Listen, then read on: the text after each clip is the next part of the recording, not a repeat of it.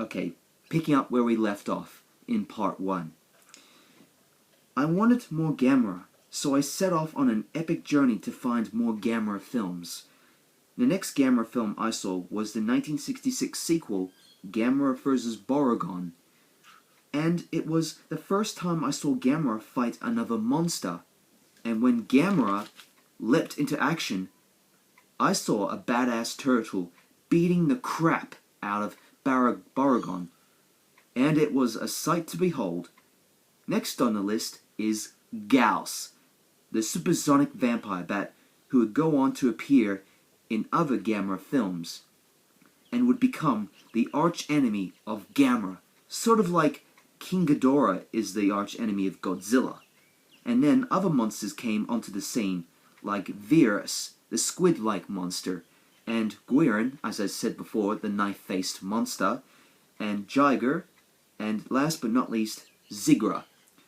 Watching the Gamera series from the 60s and 70s was a blast, but my favorite of the Gamera franchise is the epic and truly awesome Gamera trilogy of the 1990s, directed by the legendary Shizuki Kenko, which really blew me away. It was really well done. The Gamera trilogy of the 1990s is one of the best monster movies of all time, and it should be called the Dark Knight of the Gamera franchise. Now Gamera can take his place among Godzilla as the greatest monster of all time. Let me tell you what I think of Gamera, and how special he is not only to me, but to others out there. Gamera is one of the coolest monsters to grace the movie screens. But Gamera is not as famous as Godzilla, and tends to get shoved to the side while Godzilla gets all the fame and the glory and the love from people who love Japanese monster movies. And sadly, there's a lot of people that say mean things about Gamera. People call Gamera a inferior ripoff to Godzilla, and there is some that even say Gamera is the poor man's Godzilla. These rumors are dead wrong. I repeat, these are lies. Damned lies.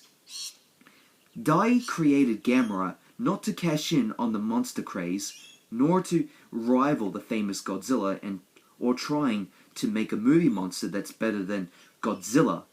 No. Dai created Gamera because they loved giant monsters. They saw Godzilla as an inspiration to create their very own monster, and they wanted a monster that would be as awesome as Godzilla, and a monster they can be proud of for many years to come. That's why they created Gamera, above all else. That's why they created Gamera. And Gamera is not a Godzilla ripoff. Gamera is his own monster, and should not be compared with Godzilla. And I can best describe Gamera as a proud and noble warrior who is the last of his kind. That's how I would describe the awesome Gamera. Gamera was destined for greater things, and deserves respect and love from not only Japanese people, but from people across the globe. Gamera, I knew in my heart, was a special creature. Now is the time to say a few last words about Gamera and what he means to me as a kaiju fan. Gamera is my second favorite movie monster behind Godzilla. I wanted to write this speech about Gamera to share not only my memories of Gamera, but to tell Gamera's story, and to let people know what a fantastic creature he is. If you guys love Godzilla, then surely you'll love Gamera. I love Gamera, and Gamera will always have a special place in my heart. And I'm glad I met Gamera, because he is the guardian of the universe and a friend to all children. Thanks, Gamera, for the good times we've had. And I wish you a happy 50th birthday, buddy. No matter what happens, Gamera will be a success for generations to come. Long live Gamera, the guardian of the universe. Happy 50th, buddy, and I hope you will continue to captivate and thrill the many kaiju fans across the globe. Sayonara, Gamera. And that concludes my Gamera's 50th anniversary speech.